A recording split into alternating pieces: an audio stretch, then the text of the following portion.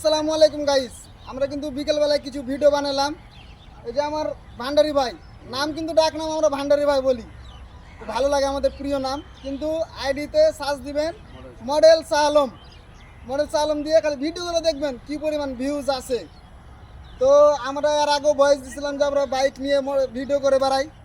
তো আমরা আসছি, আমরা ইজতেমা মাঠে ভিডিও বানাইতে কয়েকটা ভিডিও বানালাম।